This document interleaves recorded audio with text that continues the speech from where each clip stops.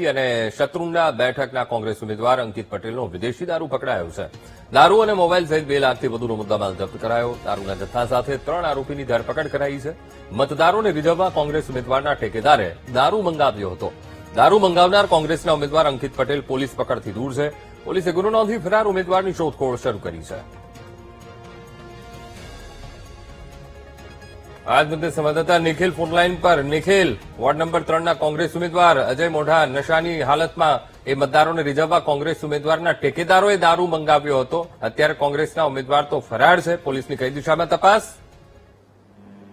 જી અંકુર, ચોક્કસથી કહી શકાય કે હાલ સ્થાનિક સ્વરાજ્યની ચૂંટણી યોજાઈ રહી છે, ત્યારે ઉમેદવારો જે છે તે પોતાના મતદારોને રીઝવવા માટે જેમ તેમ પ્રકારના લાલચો આપતા હોય છે। ત્યારે ગતરોજ મહેમદાવાદ પોલીસ મથકની હદ વિસ્તારમાં પણ એક દારૂ સાથે જે ઠેકેદાર જે દારૂ લઈ જતા હતા તેમના માણસોને ઝડપી પાડવામાં આવ્યા છે। હાલ જે ઉમેદવાર છે તે ફરાર પણ છે, જ્યારે પોલીસે ફરિયાદ નોંધી હાલ તપાસનો ધમધમાટ શરૂ કર્યો છે।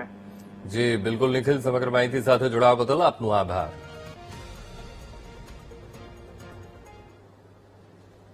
તો